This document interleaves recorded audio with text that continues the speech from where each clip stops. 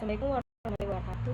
Nama kami Nur Aisyah Pratiwi dengan informasi 18.3 yang memaparkan dari tentang Liquidasi persib adalah proses akhir dalam persekutuan cara aset membayar seluruh hutang dan memberikan sisa kas kepada para sekutu. Adapun proses sebuah hak dan kewajiban terselesaikan secara adil, yaitu yang pertama, realisasi aset, semua aset dijual dan menghasilkan laba atau rugi yang memengaruhi modal sekutu. Yang kedua, pembayaran kewajiban hutang kepada pihak luar harus diselesaikan terlebih dahulu.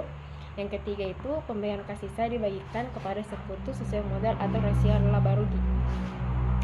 Adapun likuidasi dapat dilakukan dengan dua cara, itu likuidasi sekaligus, proses dilakukan cepat atau sederhana.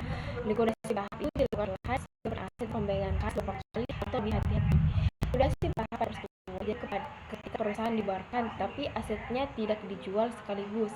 Aset dijual sedikit demi sedikit sesuai keadaan, sehingga kas diterima juga secara masuknya itu bertahap. Karena itu pembagian uang kepada para sekutu itu tidak dapat dilakukan sekaligus, melainkan beberapa kali selama proses likuidasi berlangsung. Dalam proses ini pun uang yang diterima harus digunakan terlebih dahulu untuk membayar seluruh utang kepada pihak luar. Setelah itu, jika ada pinjaman dari sekutu kepada perusahaan, pinjaman tersebut dibayar. Barulah sisa kas dibagikan kepada sekutu sesuai saldo modal dan perjanjian pembagian laba rugi.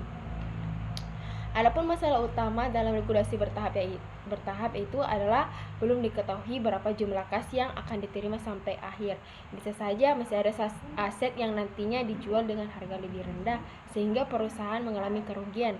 Jika kas dibagikan terlalu cepat kepada salah satu sekutu, ada kemungkinan sekutu lain akan dirugikan karena ternyata masih ada kerugian yang harus ditanggung bersama. Untuk menghindari hal tersebut digunakan metode pembayaran aman atau safe payment. Dalam metode ini, perusahaan ini menganggap bahwa seluruh aset yang belum terjual mungkin tidak akan menghasilkan apa, masih rugi beberapa modal setiap sekutu. Kas hanya setelah perhitungan masih memiliki saldo modal positif. Dengan cara ini tidak akan terjadi kelebihan pembayaran. Selain itu dapat digunakan program kas, yaitu rencana pembagian kas dibuat secara bertahap. Program kas ini menunjukkan siapa yang menerima kas lebih dahulu dan beberapa jumlah yang aman untuk dibagikan pada setiap tahap. Likuidasi bertahap mempunyai kelebihan karena sekutu tidak perlu menunggu sampai seluruh aset habis dijual untuk menerima uangnya.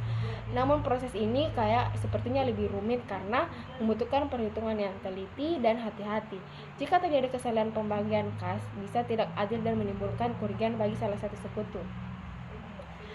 Kembali berapa modal sekutu itu kasanya dibagikan kepada sekutu yang setelah perhitungan masih memiliki saldo modal positif.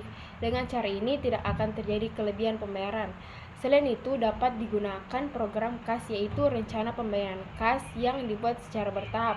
Program ini menunjukkan siapa yang menerima kas lebih dahulu dan berapa jumlah yang aman untuk dibagikan pada setiap tahap. Likuidasi bertahap pun mempunyai kelebihan karena sekutu tidak perlu menunggu sampai seluruh aset habis dijual untuk menerima uangnya. Namun ini lebih rumit karena membutuhkan perhitungan yang teliti dan hati-hati. Jika terjadi kesalahan pembayaran kas, bisa tidak adil dan menimbulkan kerugian bagi salah satu sekutu.